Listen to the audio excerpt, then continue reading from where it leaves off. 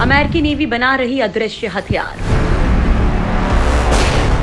सबसे खतरनाक तकनीक से लैस होगा अमेरिका। चीन और रूस के साथ साथ ईरान की नौसेना से मिलती चुनौतियों का जवाब देने के लिए अमेरिकी नेवी ने अपने जंगी बेड़े को और ज्यादा एडवांस्ड और हाईटेक बनाने की तैयारियां तेज कर दी हैं। नेवी 2023 तक लेजर डिफेंस सिस्टम से लैस 7 और युद्धपोत बनाने का लक्ष्य तय किया है। इनके अलावा एक का टेस्ट मई में किया जा चुका है। इन हथियारों के दम पर अमेरिका की नेवी वॉरशिप अपने टारगेट को हवा में ही मारने की ताकत हासिल कर सकती है। इसमें खास बात यह है कि ये एक हाई एनर्जी लेजर हथियार है। लेजर रेंज आंखों को दिखाई नहीं देती, सीधी असर करती है। अमेरिकी नेवी के नेवल रिसर्च ऑफिस में सीनियर टेक्नोलॉजिस्ट फ्रैंक पीटरकिन के मुताबिक navy optical dazzling indicator navy यानी ODIN लेजर डिफेंस सिस्टम को अगले 3 साल में अलग अलग युद्धपोतों में लगाने का प्लान बनाया है। बढ़ रहा लेजर हथियारों का जखीरा। फिलहाल अमेरिका में डायरेक्टेड एनर्जी के क्षेत्र में तगड़ा काम हो रहा है। अमेरिकी मिलिट्री की सभी शाखाएं लेजर हथियार तैनात करने और उनकी शक्ति बढ़ाने के तरीकों पर काम कर रही हैं। हालांकि पेंटागन में कई लोग अभी भी डायरेक्टेड एनर्जी वेपन्स को साइंस फिक्शन ही मानते हैं। हालांकि ये फिक्शन से बाहर की दुनिया है, क्योंकि अभी तक का एक्सपीरियंस बहुत खराब रहा है। इन हथियारों का इस्तेमाल हवा में किसी मिसाइल या एयरक्राफ्ट को मार गिराने के लिए, बल्कि डैजल के जरिए लेजर बीम से रेकी या निशाना लगाने आ रहे ड्रोन या मिसाइल के सिस्टम में रुकावट पैदा करने के लिए किया जाएगा। अमेरिका विमान वाहक पोतों पर भी लेजर लगाने में लगा है। ईरान और चीन से मिल चुकी चुनौती। ईरान की मिलिट्री मानव रहित एयरक्राफ्ट की मदद से अमेरिका के नौसैनिक बेड़े के नजदीक आकर रेकी कर चुका है और खतरनाक एंटीशिप मिसाइलें भी रखता है। वहीं पैसिफिक जोन में चीन के पास लंबी रेंज की एंटीशिप मिसाइलें हैं, जिनसे अमेरिका के बेड़े को बड़ा खतरा है। लिहाजा अमेरिकन नेवी इंटीग्रेटेड ऑप्टिकल डेजलर के साथ हाई एनर्जी लेजर सर्वेलांस और लेजर वेपन सिस्टम डेमोन्स्ट्रेटर पर काम कर रही है, जो मिसाइल को इंटरसेप्ट कर सके। दोनों की पावर 150 किलोवाट होगी। अमेरिका ने बनाए हैं खतरनाक लेजर हथियार। मिनटों में होगा दुश्मनों का काम तमाम।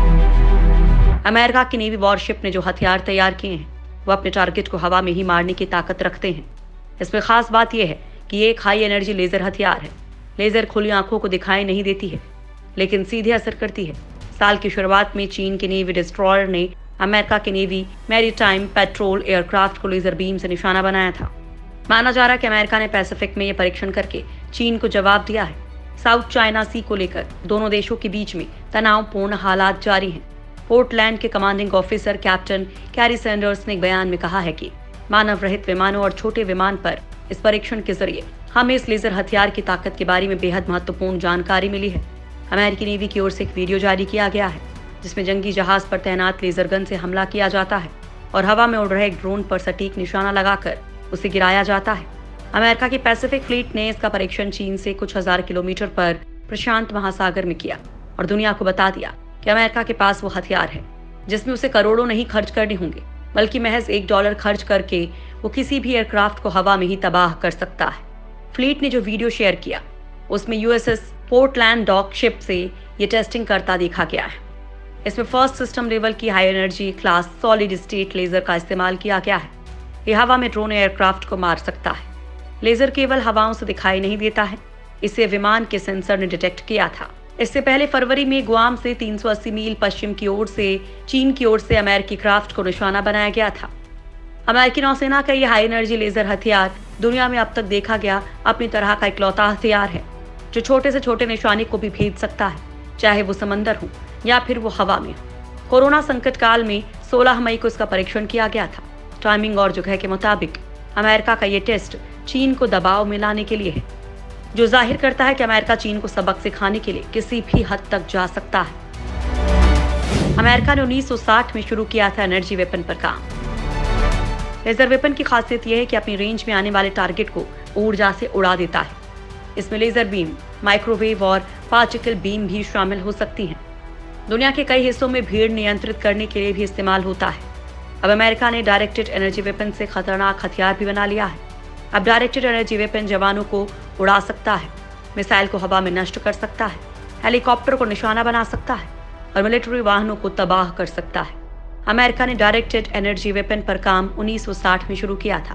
अमेरिका ने डायरेक्टेड एनर्जी वेपन से अब तक केवल कम नुकसान वाले ही हथियार बनाए थे, जिसका इस्तेमाल कर उसने इराक वॉर में एक बड़े इलाके में बिजली गुल की थी।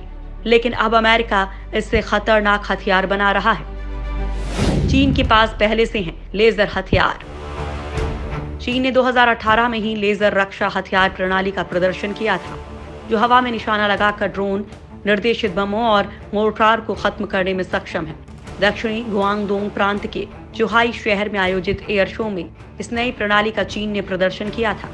चीन ने उसी साल दक्षिणी चीन सागर में तैनात भी कर दिया था। कहा जाता है कि चीन ने लेजर हथियारों से अमेरिकी फाइटर प्लेन पर हमले भी किए थे। चीन के इस खेल की जानकारी उस समय दुनिया के सामने आई जब अमेरिका के फाइटर प्लेन के कुछ पायलट ने डिजुबूती के बेस पर आसमान की तरफ जाती काफी तेज रोशनी देखी।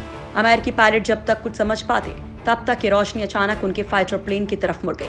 रोशनी इतनी ज्यादा तेज थी कि पायलट को आगे देखने में काफी परेशानी होने लगी और अमेरिका के पायलट वापस अपने बेस पर लौट गए। तेज रोशनी की वजह से पायलट की आंखों में काफी तकलीफ हो रही थी और कुछ की आंखों की रोशनी चली गई। बाद में हुई जांच में पता चला कि तेज रोशनी कुछ और नहीं बल्कि चीन का लेजर अटैक था, जो जानबूझकर अमेरिका के पायलट पर किया गया था। उस समय अमेरिका ने चीन को चेतावनी देते हुए कहा था कि वो ऐसे लेजर हमले बंद करे, नहीं तो अमेरिका चीन के खिलाफ कार्रवाई करेगा।